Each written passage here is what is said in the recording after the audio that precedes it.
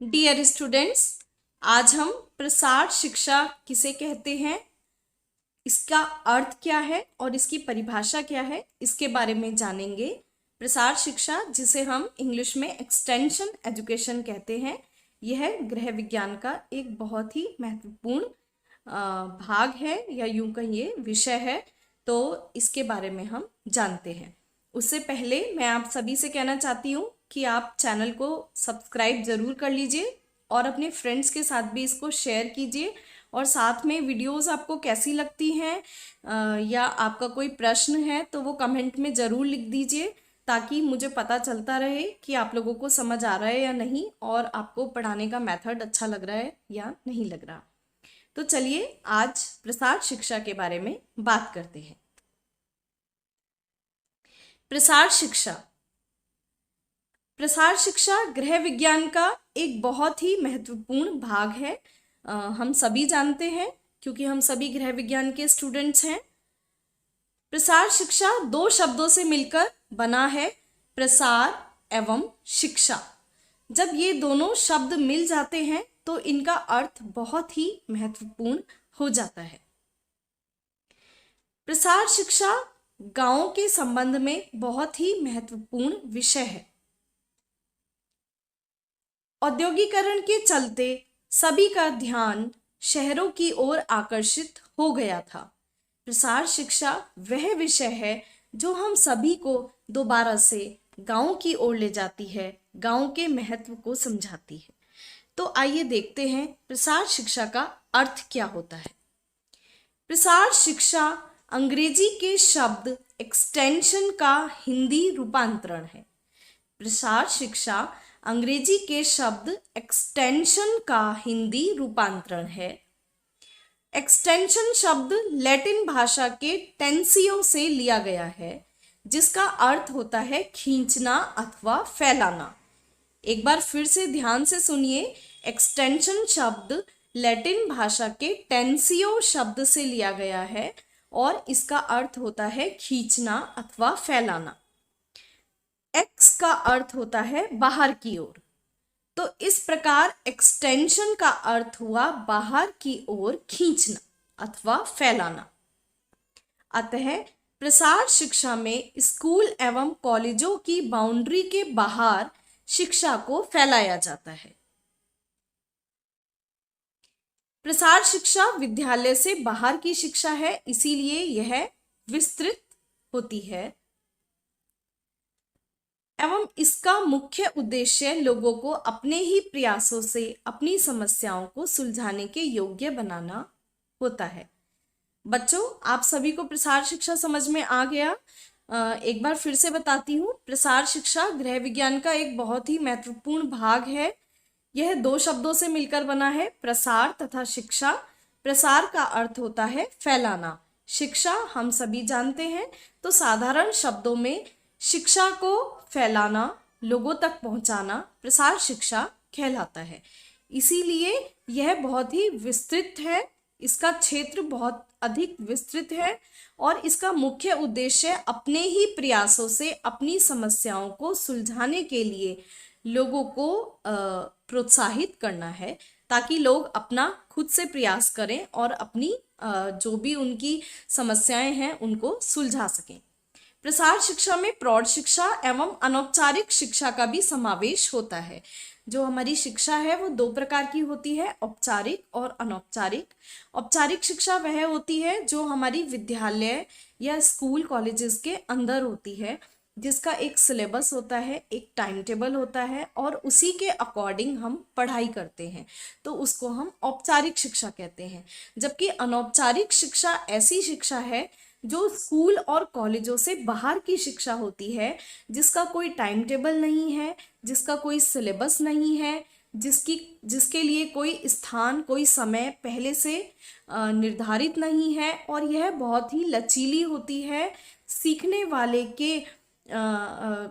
वाले की आवश्यकता के अनुसार इस शिक्षा को ढाला जा सकता है। तो इस प्रकार की शिक्षा को हम अनौपचारिक शिक्षा कहते हैं। तो प्रसार शिक्षा हमारी अनौपचारिक शिक्षा ही होती है। प्रसार शिक्षा मानव के व्यवहार में परिवर्तन करती है।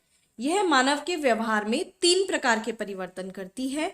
सबसे पहला परिवर्तन ज्ञान में परिवर्तन, यानी कि प्रसार शिक्षा का उद्देश्य है कि जब भी हम बाहर गांव के लोगों को या वयस्क लोगों को या बिना पढ़े लिखे लोगों को कुछ बताना चाहते हैं, कुछ सिखाना चाहते हैं, तो उनके व्यवहार में हमें परिवर्तन लाना है। तो वह परिवर्तन सबसे पहले उनके ज्ञान में परिवर्तन करके किया जाता है।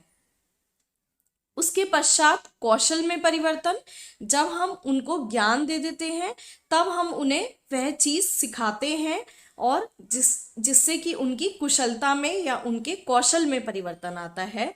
और उसके बाद व्यवहार में परिवर्तन, जैसे कि एक उदाहरण देती हूँ। आपने देखा होगा कि गांव में अनेकों औरतें जो हैं वो चूल्हे पर रोटी बनाती आई हैं सदियों से, और वो लोग चूल्हे पर बनी रोटी को ही खाना पसंद भी करते हैं।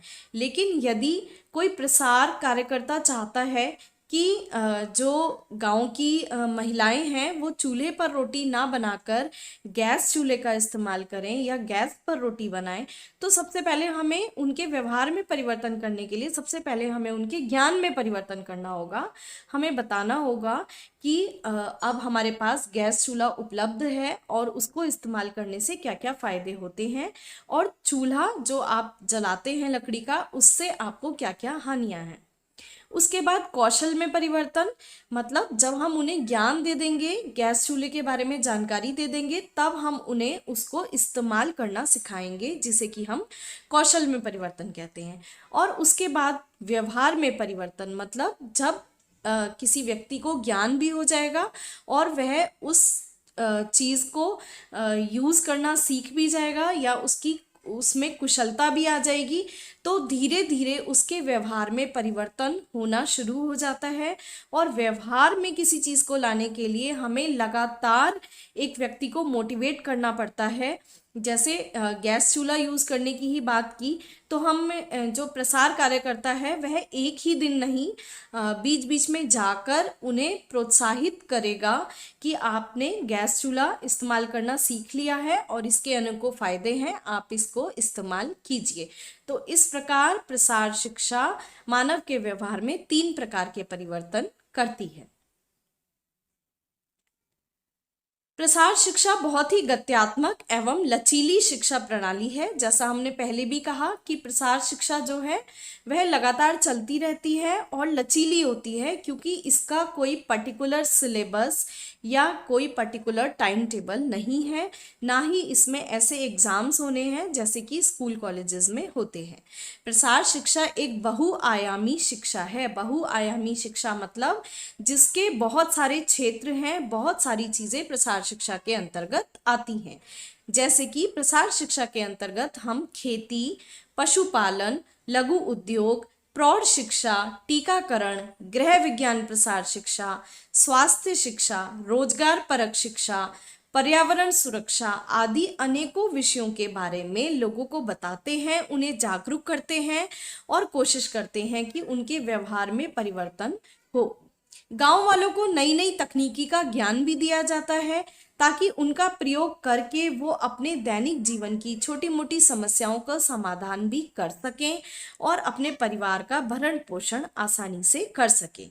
इसका मुख्य उद्देश्य यही है कि व्यक्ति खुद की मदद स्वयं ही करे।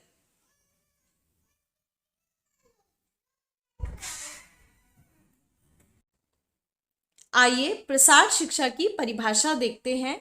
अलग अलग विद्वानों ने प्रसार शिक्षा की अलग अलग परिभाषाएं दी हैं। इनमें से कुछ प्रमुख परिभाषाएं मैं आपके लिए लेकर आई हूँ। सबसे पहले देखते हैं, केल्सी तथा हेनरी के अनुसार प्रसार विद्यालय से बाहर की शिक्षा पद्धति है जिसमें वयस्क व युवा लोग कार्य करके सीखते हैं।